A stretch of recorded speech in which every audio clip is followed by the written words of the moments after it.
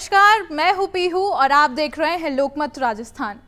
BJP प्रधानमंत्री नरेंद्र मोदी का जन्मदिन धूमधाम से मनाएगी। 1000 जिलों में रक्तदान शिविरों के साथ सेवा पखवाड़ा अभियान शुरू होगा। इस दौरान कई कार्यक्रमों के आयोजन किए जाएंगे।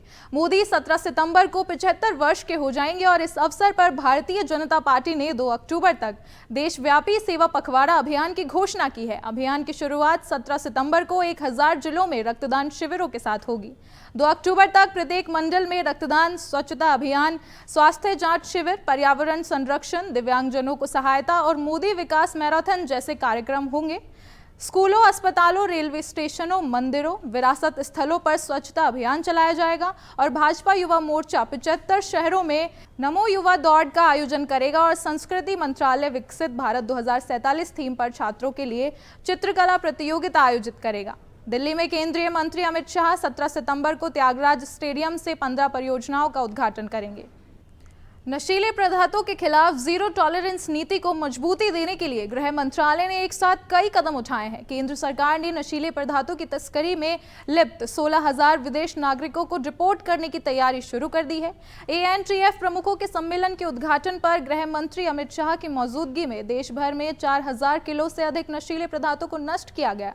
नारकोटिक्स कंट्रोल ब्यूरो की रिपोर्ट के आधार पर इन विदेश नागरिकों को डिपोर्ट किया जाएगा जो भारत में ड्रग्स तस्करी, ड्रग्स ट्रांसपोर्टेशन जैसे गंभीर मामलों में लिप्त हैं। ये विदेश नागरिक अलग अलग राज्यों में हिरासत में है और ये कार्यवाही NCB और राज्य पुलिसों के संयुक्त प्रयासों से की गई है जो ड्रग्स डिस्ट्रक्शन ड्राइव का हिस्सा है। इस साल के अंत में संयुक्त राष्ट्र महासभा की अहम बैठक होने जा रही है और इस बैठक में दुनिया भर के नेता शिरकत करेंगे। पाकिस्तान के प्रधानमंत्री शहबाज शरीफ भी UNGA की मीटिंग में हिस्सा लेने अमेरिका जाएंगे और इस दौरान वे राष्ट्रपति डोनाल्ड ट्रंप से मुलाकात कर सकते हैं। पाकिस्तानी प्रधानमंत्री 25 सितंबर को अमेरिकी राष्ट्रपति डोनाल्ड ट्रंप से मुलाकात कर सकते हैं। यह मीटिंग UNGA बैठक से इत्र होगी और इस दौरान पाकिस्तानी आर्मी चीफ और फील्ड मार्शल असीम मुनीर भी उनके साथ होंगे। बैठक के दौरान पाकिस्तान की बाढ़ से लेकर कतर तक इजराइल हमले के प्रभावों पर चर्चा होगी और प्रधानमंत्री नरेंद्र मोदी UNGA की बैठक में हिस्सा नहीं लेंगे। उनकी जगह विदेश मंत्री एस जयशंकर अमेरिका जाएंगे और ये बैठक ऐसे समय में हो रही है जबकि दुनिया में उथल पुथल मची हुई है।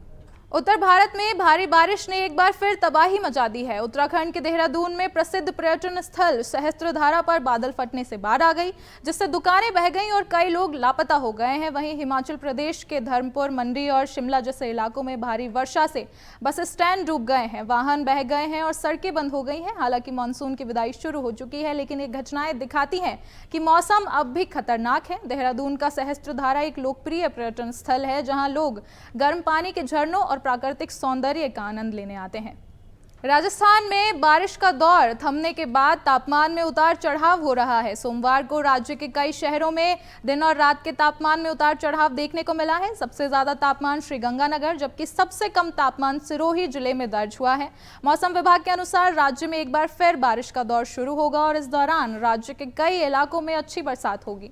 विभाग ने 10 जिलों में बारिश का अलर्ट जारी किया है।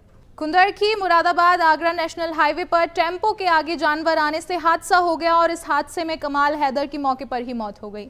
इस हादसे में 3 लोग गंभीर रूप से घायल हो गए हैं और सूचना पर पहुंची पुलिस ने घायलों को उपचार के लिए अस्पताल में भर्ती कराया है और मृतक के शव को कब्जे में लेकर पोस्टमार्टम के लिए भेज दिया गया है। टेम्पो मुरादाबाद से कुंदरखी की ओर जा रहा था और टेम्पो में बैठे अधिकतर लोग कारखाने से काम करके घर लौट रहे थे। रणवीर सेवा समिति के कार्यकर्ता जयपुर से शाहपुरा तक पदयात्रा पर रवाना हुए हैं। कानून मंत्री जोराराम पटेल और सामाजिक और न्याय अधिकारिता मंत्री अविनाश गहलोत ने हरी झंडी दिखाकर इस पदयात्रा को रवाना किया है। रणवीर सेवा समिति के कार्यकर्ता जयपुर से पैदल मार्च करते हुए शाहपुरा पहुंचेंगे। समिति अध्यक्ष विजय चौहान ने बताया कि नशा युवाओं के जीवन को नष्ट कर रहा है और समाज में इसका दुष्प्रभाव गहरा रहा है। इस यात्रा का उद्देश्य युवाओं को जागरूक करना और नशा मुक्ति के बारे में संदेश देना है। धौलपुर में विद्युत विभाग की लापरवाही सामने आ रही है। वहां विभाग द्वारा नेशनल हाईवे की धज्जियां उड़ाई जा रही है। हाईवे से होकर 4 महीने पहले बिजली की लाइन डाली गई थी जिसके जांच के दौरान रद्द कर दिया गया है। अब फिर से पुराने विद्युत लाइन निकाल कर डाली जा रही है। यहाँ नई लाइन डालकर उसे पोली मिट्टी से भर दिया गया है जिससे लोगों को परेशानी का सामना करना पड़ रहा है।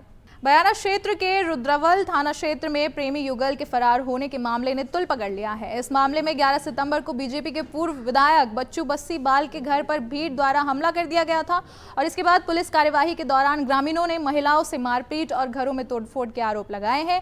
इस घटना के विरोध में बयाना विधायक डॉक्टर ऋतु बनावत ने रुद्रवल थाने में धरना दिया। उन्होंने ग्रामीणों की शिकायतें सुनते हुए पुलिसकर्मियों पर अत्याचार का आरोप लगाया है और दोषी पुलिसकर्मियों के खिलाफ FIR दर्ज करने की मांग की है।